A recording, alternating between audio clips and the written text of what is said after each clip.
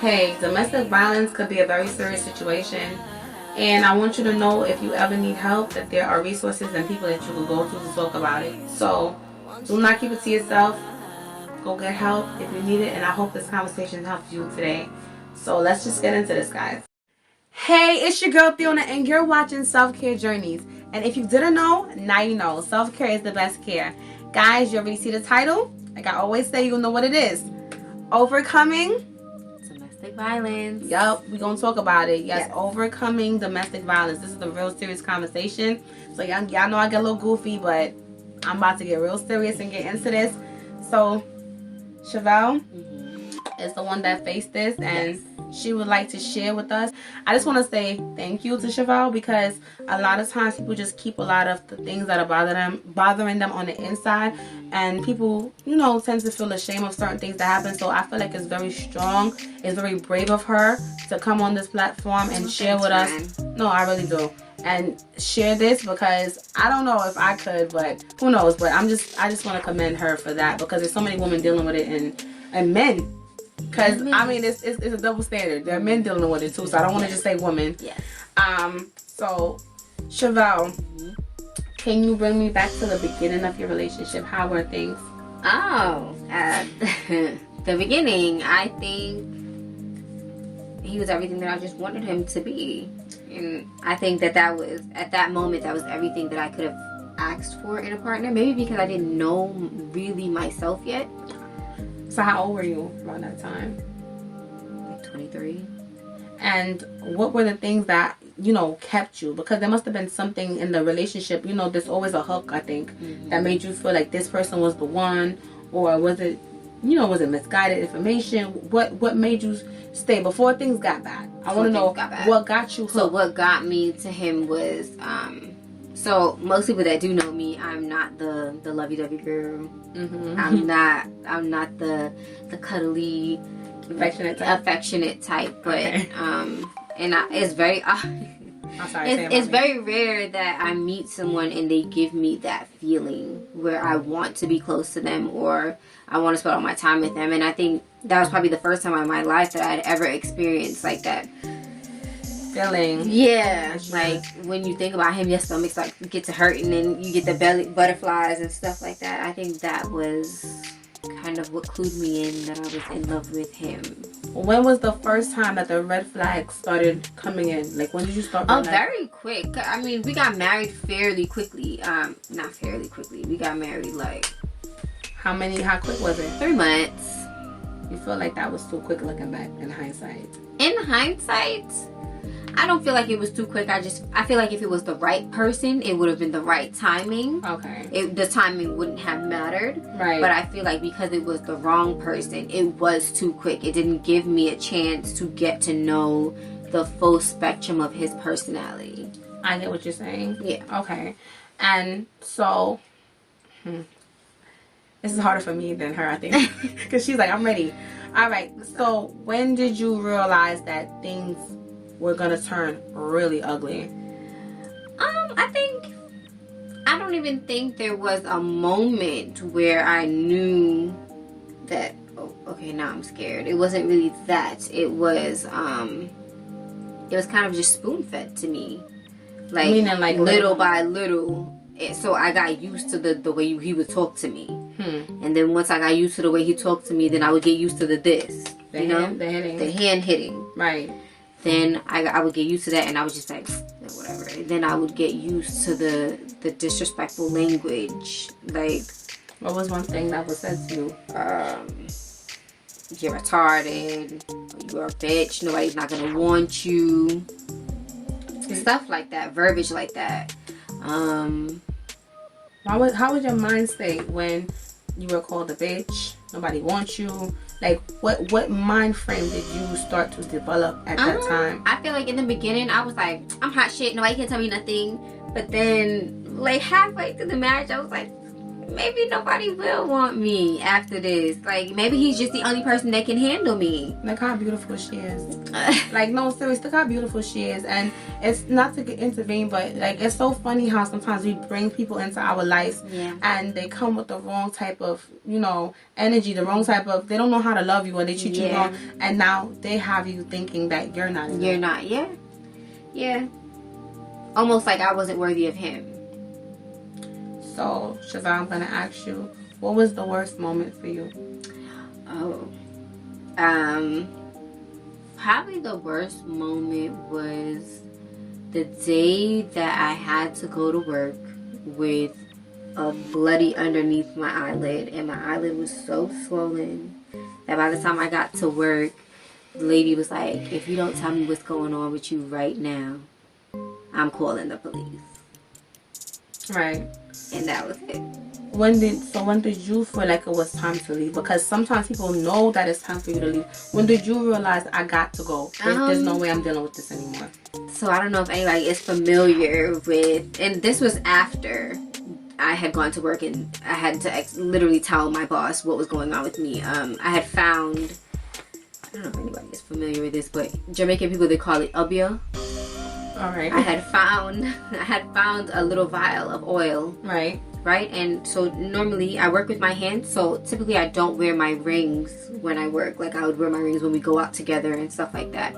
And not to cut you off. So Obia is, it's like voodoo. It's like So it's like some type of magic. So go ahead and tell. So I found the vial, and inside the vial I noticed were my rings, my wedding ring. Her wedding ring. Mm-hmm. And so I called first thing I did, you pick up the phone, you call mom, grandma, people who know, things like this. And you said it was mixed up in a whole bunch of oil and bushes and stuff just weird like that. Things, just weird things. Yeah. And when I began to describe it to my grandmother and my mother, the panic in their voices is kind of what alerted me to, okay, maybe I'm something might be happening. So basically she felt like he was trying to like tie her. Yeah. Which means like he was trying to spiritually keep me trapped. And she wasn't with all that. Yeah. You know what I'm saying? Yeah. She was like, you know what, and Chazelle, can I ask you, after everything occurred, you went through, and if that's okay, like the whole going through having to pay alimony because she was making more than this man. So after he beat her, treated her horribly, did all of these horrible things to her. I had to turn around and write him a check on the 15th of every month. And she would literally call me, and up until recently, actually. Yes, up until recently, but you really call me talking about, girl, I still gotta pay this, I'm still going to court.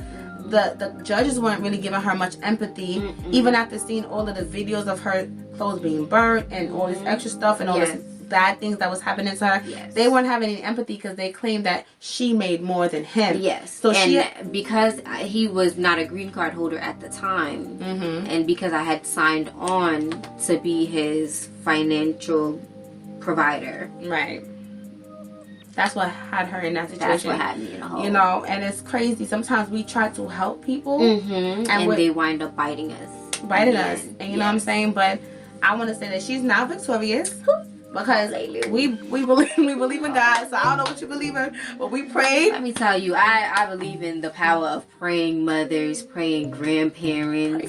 Pray for us. Like, I feel like if it was me, and I feel like in that situation, I felt like my prayers were hitting the ceiling. I felt like I didn't have enough power to say, God, I need help or anything. But since you did fast, you did do your fast. I did do it. I did all of that, but I feel like it took me to get to a place like that.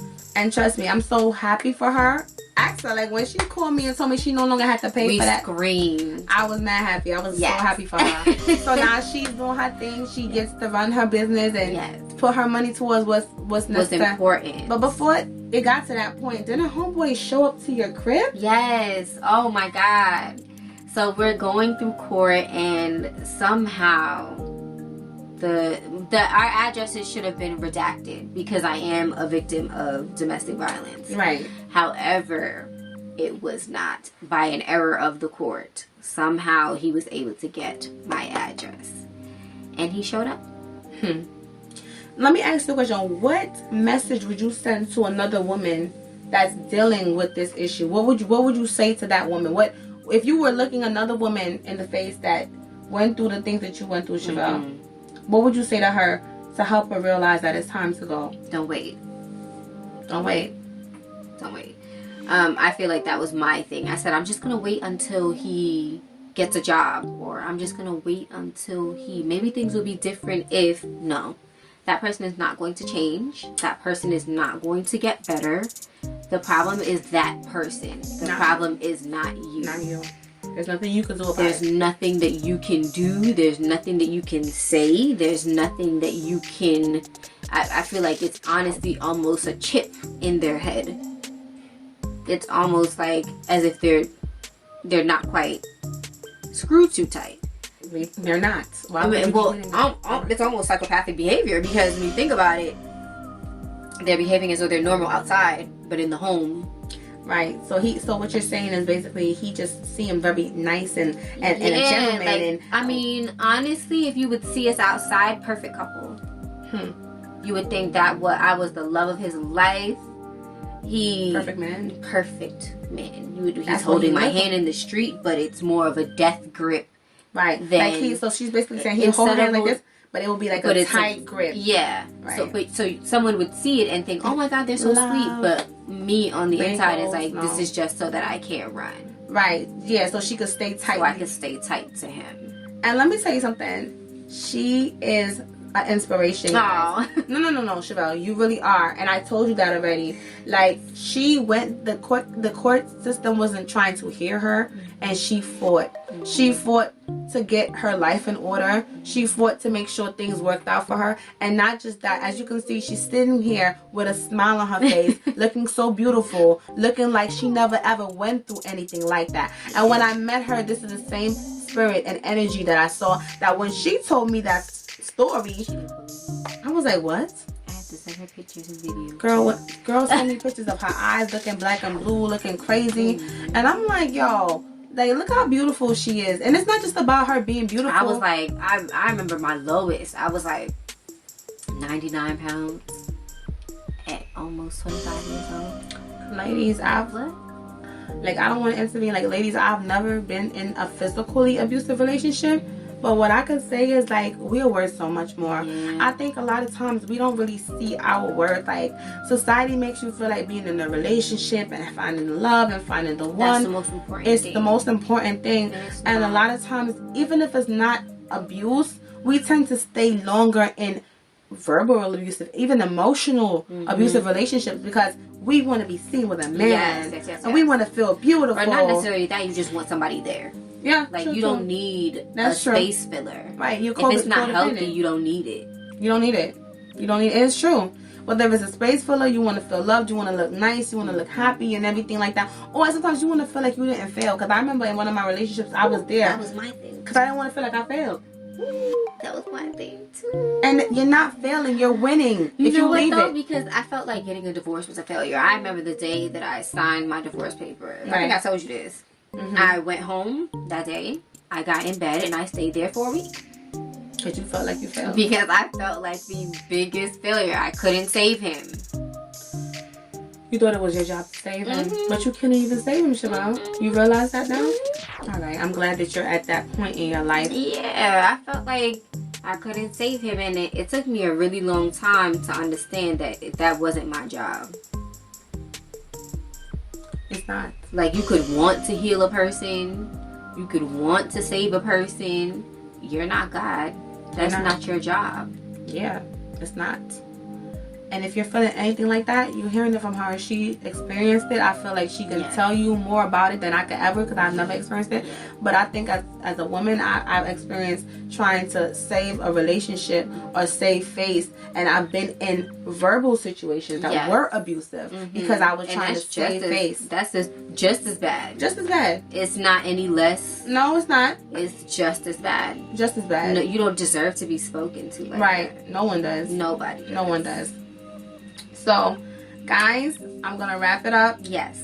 Chevelle, thank you so much for sharing, because welcome, no, this was really a good conversation, and I hope that anybody that's out there, man or woman, that's in a domestic violence relationship, could realize that it's time to say bye. Yes. Goodbye. You're worth more. Talk, DM me. Yeah, you can DM her.